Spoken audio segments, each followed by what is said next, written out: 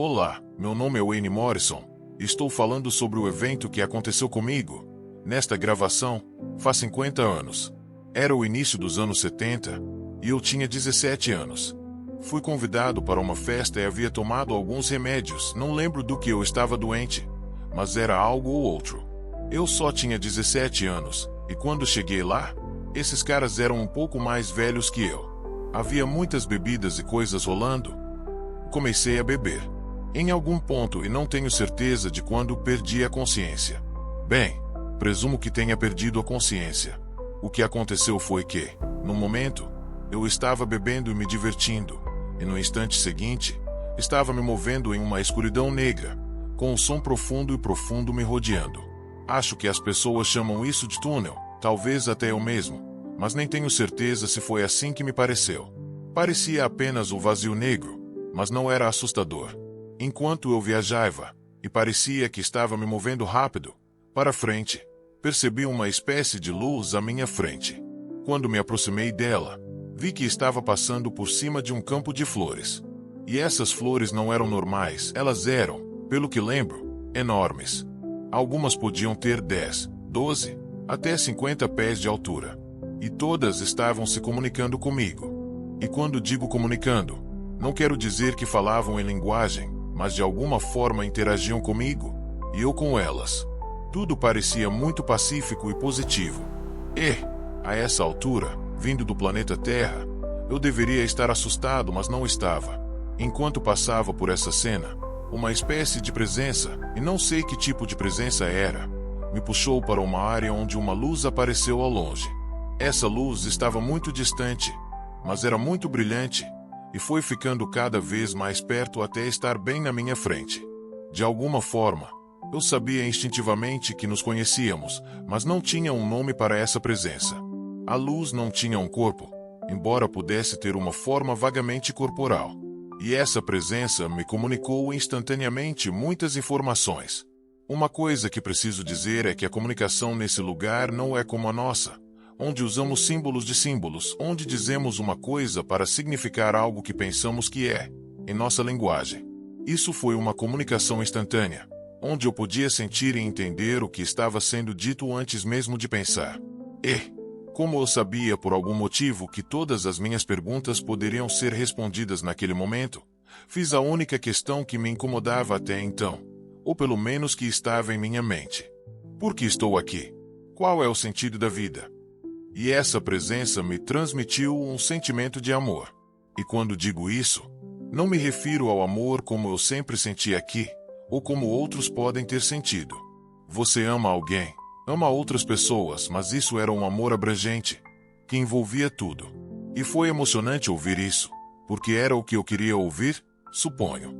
Em algum momento, entre as perguntas, eu disse: existem outras pessoas em algum lugar do universo. E fui transportado, não sei bem como. Tudo o que senti foi que estava me movendo rapidamente, e por rapidamente, acho que não há termos aqui para descrever, em direção às civilizações que pude ver de longe. Algumas pareciam antigas, outras não. Depois, voltei. E, em algum momento, fui levado a uma área muito escura. De novo, nada disso me causou medo. Parecia natural. Na minha frente, havia algo como uma tábua girando no espaço escuro. A tábua parou, e de repente vi a história do mundo, o que sei que parece loucura, mas vi, do seu início até o fim. E aconteceu em milissegundos, mas de alguma forma absorvi todas essas informações rapidamente. Eu entendi, pelo menos naquele momento, e entendi que eu era parte desse processo de alguma forma. E comecei a ficar preocupado que iriam me mandar de volta para onde vim. E, de alguma forma, comuniquei que não queria isso. Foi-me dito, e não tenho certeza se foi aquela presença de luz original ou outras, que eu tinha que voltar. Havia um motivo. Mas fui teimoso e me recusei. De repente, e essa é provavelmente a parte mais marcante da minha experiência, fui cercado por milhares desses seres de luz. E eles começaram a cantar louvores a mim. E ficou claro que eu tinha que voltar. E, enquanto cantavam, era de uma forma improvisada, nada como qualquer música que já ouvi. E eu sou músico e cantor, mas isso não era música como pensamos. Era como se estivessem criando a música na hora. E não era só música, era algo que vibrava fisicamente, espiritualmente e mentalmente. Não consigo explicar, porque nunca ouvi nada igual antes ou depois. Mas ficou claro que eu não ficaria lá. Em algum momento, voltei para onde estava e eu estava no banheiro desse apartamento, com esses caras que mal conhecia. Estava procurando uma lâmina de barbear. Se me lembro bem, acho que encontrei uma. E o que eu queria fazer era cortar meus pulsos.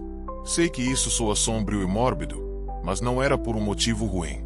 Era porque eu precisava voltar para lá, não importava o quê. E então, de repente, uma voz alta e profunda disse: "Não."